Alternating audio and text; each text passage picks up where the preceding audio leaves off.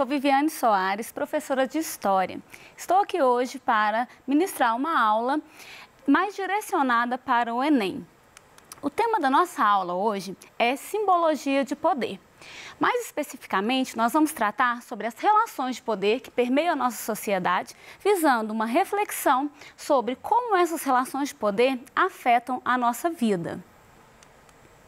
Na aula de hoje, vamos tratar então do poder, que é a força, que permeia as relações sociais desde o início da história humana. Vamos fazer uma breve análise sobre a reflexão de alguns pensadores que são muito importantes, que se debruçaram sobre o assunto, como Karl Marx, Pierre Bourdieu, Michel Foucault e mais alguns outros aí. Poder. Do latim potere, capacidade ou faculdade de fazer algo, posse ou mando, imposição de vontade. De acordo com Max Weber, o poder é a imposição de vontade de uma pessoa ou instituição sobre os indivíduos. Ao tratar de poder, Max Weber vai dizer da dominação que permeia o poder político. Então ele diz o seguinte, que essa dominação ela pode ser tradicional, racional, legal ou carismática. Falar de dominação tradicional é falar um pouco a respeito de relações baseadas também no costume. Então a gente pode dar exemplo aí nessa dominação tradicional ao falar do rei com seus súditos, ou se a gente trata de costume, ao falar de um pai com o filho, do filho para com a mãe. Seria aí, encaixaria nessa dominação tradicional.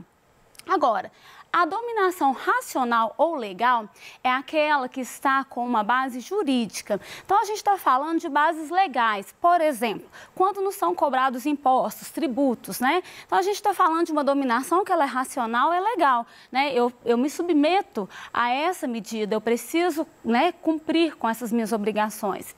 E depois a gente tem o tipo de dominação, que é a dominação carismática. Essa dominação, ela é mais afetiva, ela vai mais para o campo emocional.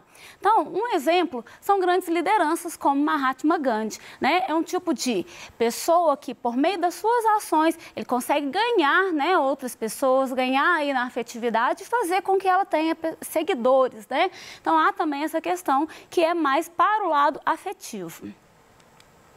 Vamos tratar agora sobre as reflexões de Pierre Bourdieu. Para Bourdieu, há um poder por trás de tudo que faz com que as pessoas inconscientemente busquem consumir, gostar, adequar-se a certos elementos em detrimento de outros.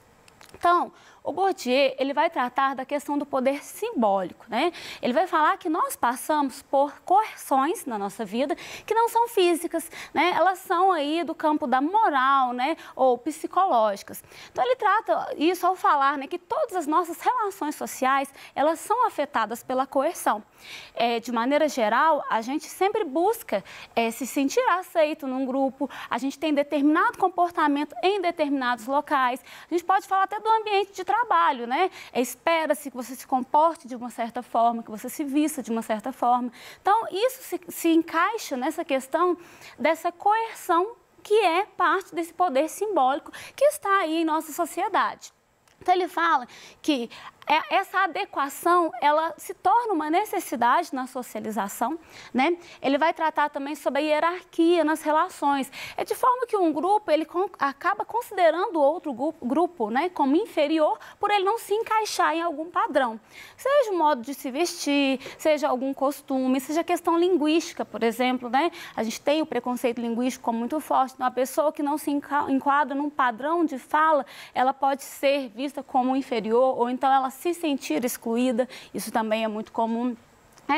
E o que chama a atenção para a gente é que essa questão de hierarquização, de saber, de conhecimento aí, essa questão de se entender nas relações, sendo capaz de determinar um grupo como inferior ou como um grupo que possui alguma restrição, isso acaba gerando para a gente desigualdade. Então, há uma preocupação muito grande a respeito da reprodução dessa desigualdade e também, com o que essa reprodução ela pode gerar, como a opressão ou preconceito. Então, algumas questões que a gente precisa refletir ao tratar desse poder simbólico nas relações é a respeito aí do que é muito comum para a gente hoje, a questão da xenofobia, né, a questão do machismo, preconceito racial, né, ou a gente tem também, como foi dito, preconceito linguístico. Então, há uma preocupação muito grande de pensar aí essas relações, né, visando a não reprodução desse tipo aí de hierarquização de saber ou de separação também, né, de exclusão de grupos. Aqui eu trouxe até uma charge, né, para a gente pensar a questão do preconceito linguístico, que é muito comum, né, às vezes a pessoa que tem hábitos, né, costumes, isso também está muito ligado com a região, né, que não se encaixa num padrão, né, dito normal, muitas vezes ela pode passar por situações parecidas como a gente está vendo aqui. E entre os jovens isso é muito comum, né, dentro de uma escola isso é muito comum, rir, zombar daquele que não se encaixa num determinado padrão. Vamos falar de um outro pensador, que é o Norberto Bobbio. Ele fala que existem formas de poder. Então, ele vai classificar, né, o poder em poder econômico, poder ideológico e poder político. Então, a gente traz algumas características desses poderes, né, ditos por Bobbio. Então, ele vai dizer que o poder pode ser econômico, que é a posse de bens materiais e de dinheiro também, né? Poder ideológico, que é a capacidade de criar ideologias e influenciar pessoas. E o poder político, que é aquele poder oficial, né? Que se pode controlar o Estado, que se pode usar o aparelho de força, né? Para manter a regra, para manter, né, a conduta e a organização de maneira geral. Outro pensador para tratar de teoria de poder é Karl Marx, né? Ele vai dizer que o poder reside naquele que possui os meios materiais de produção de capital. Então, ele vai tratar sobre como o proprietário submete os seus empregados, vamos dizer assim, né? Então, ele fala que ao submeter esses empregados e usar esse poder, né, o proprietário ele acaba causando injustiças sociais. Ele diz mais, ele vai apresentar uma proposta. Ele fala que a revolta do proletariado contra a burguesia pode ser um meio de fazer com que o poder seja distribuído entre os trabalhadores e que essas relações aí, então, sejam dissolvidas entre a população. Outro pensador que nós vamos trabalhar hoje é Michel Foucault. O Foucault vai dizer que o poder, na contemporaneidade, não se encontra centralizado, mas dissolvido na sociedade. Então, ele vem nos dizer que todas as relações que nós possuímos, né, que nós vivenciamos, elas perpassam por relações de poder. Então, uma das ideias, né, estudada, desenvolvida por ele, ela perpassa pelo conhecimento de uma arquitetura chamada de panóptico. O panóptico, ele não foi, né, não é uma ideia desenvolvida por Foucault, mas ele retoma a partir da década de 70 esses estudos, né, já que essa ideia e essa arquitetura, ela já foi trabalhada antes por Jeremy Bentham. Então, ao tratar do panóptico, a gente vai falar a respeito de uma relação em que, principalmente nas prisões, você tem uma construção na qual, no centro, você tem uma torre de observação, né? E os pavilhões, eles podem ser vistos de todos os lados por essa torre. A ideia é pensar que você tem um observador, né, que vai conseguir ver os pormenores de cada cela. A pessoa que está dentro de cada uma das celas, ela se sente o tempo todo vigiada, só que ela não consegue ver de fato para quem esse observador está olhando. Então, essa ideia do panóptico, ele vem junto com aquele pensamento sobre a docilização dos corpos, né, de conduzir aí um comportamento, né. Então, é uma ideia que está ali presente naquela arquitetura, né? Mas a nossa vida também, no dia a dia, embora não arquitetado como, está muito presente. Por exemplo, quando a gente encontra uma plaquinha, sorria, você está sendo filmado. Quando a gente sabe que está sendo observado, a gente modela a nossa conduta, né? Então, essa é a ideia, né, que anteriormente estava muito presente, né, com aquela arquitetura toda, né, de se ter aí um ponto de observação, mas é uma ideia que também está em nossa realidade. Então, para a gente pensar, antes da estrutura do panóptico, era muito comum reis, como meio de estabelecer a ordem, utilizar a força física, né? Então, quando uma pessoa errava, ela era punida, ela sofria com castigos. Então, era muito comum aí o uso da forca, fogueira, né? E era uma punição disciplinar. Aquilo acontecia para que as pessoas vissem como seria se caso alguém também incorresse naquele erro.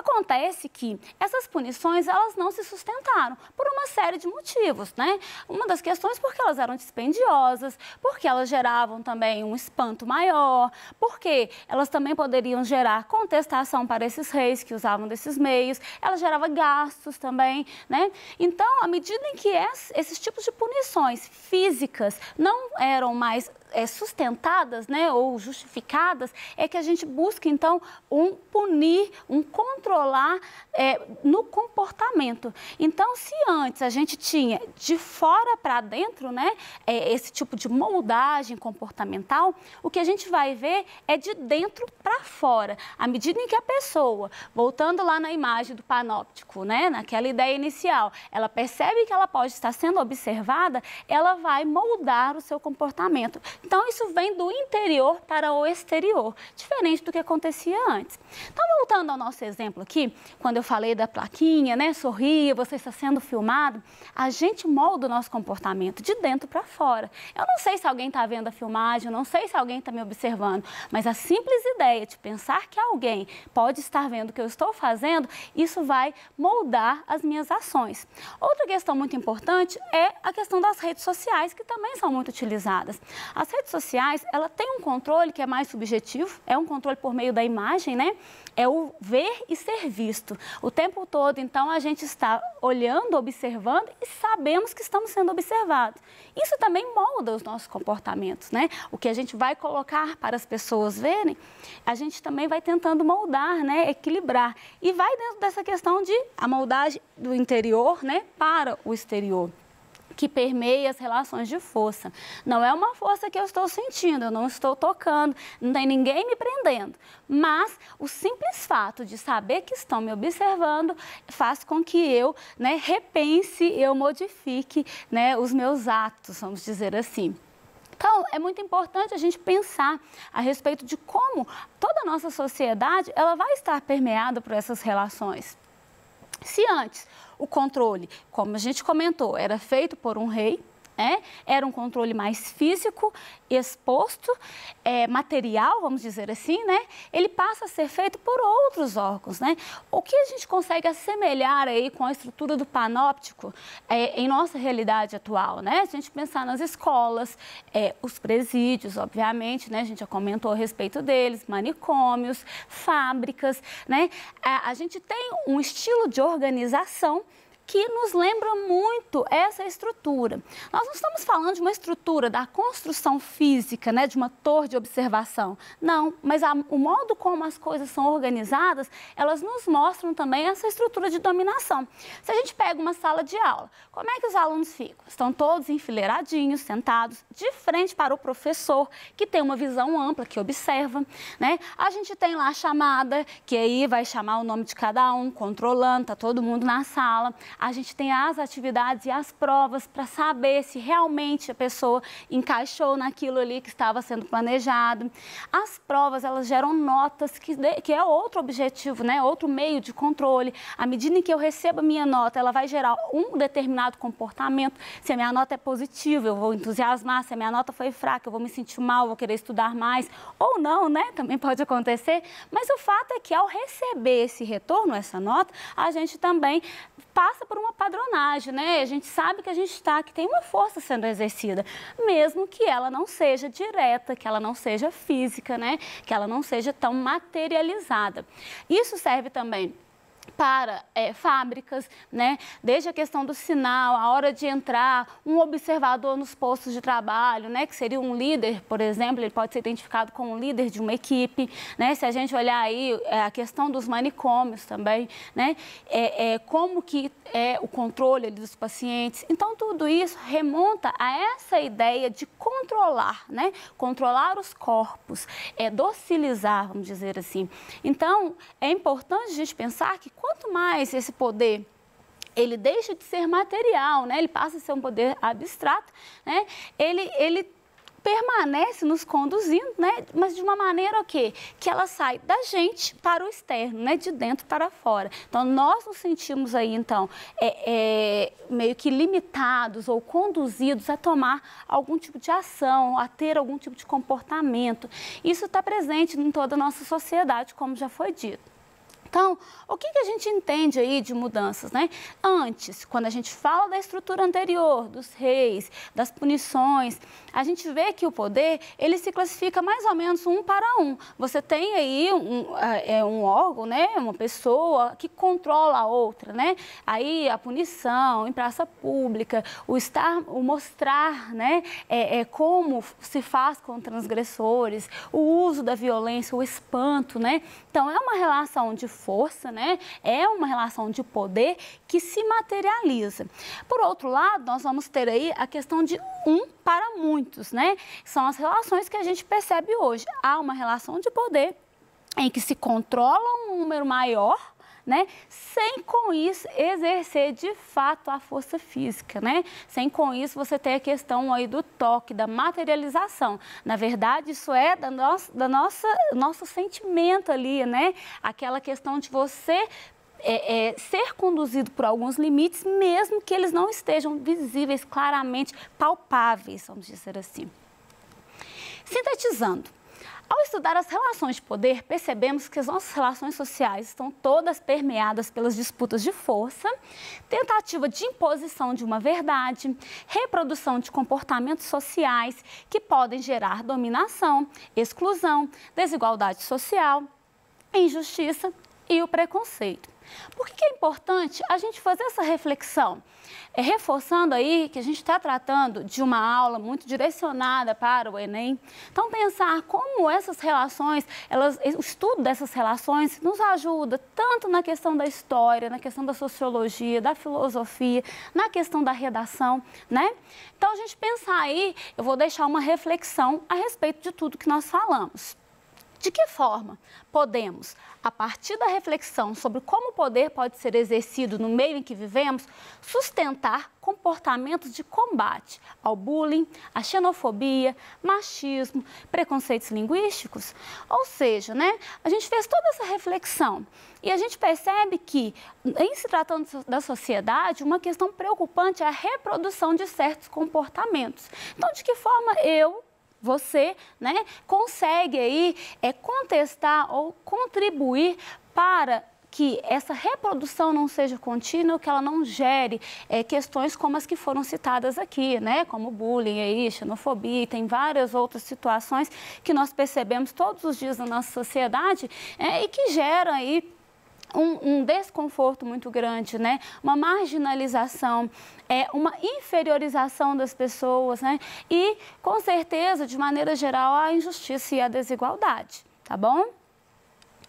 Então, pessoal, fique ligado. Espero que essa aula tenha ajudado bastante, né? O importante é a gente utilizar os assuntos tratados aqui para uma reflexão, né? Pensar aí como a gente pode agir no nosso mundo, tendo em vista que nós passamos por essas relações de poderes, mas que não é justificativo para que a gente reproduza certas condutas, né? Na verdade, estudar e compreender essas relações de poder é uma forma de a gente refletir mesmo, né? E tentar aí condutas que contribuam para uma melhor vida em sociedade, atitudes de respeito, né? de empatia, a questão de entender o contraditório, né? Trabalhar bem a alteridade, sem com isso reproduzir situações que são desagradáveis, né? Que prejudicam aí a vida em sociedade. Então, fiquem ligados que na próxima aula eu vou trazer para vocês outros assuntos interessantes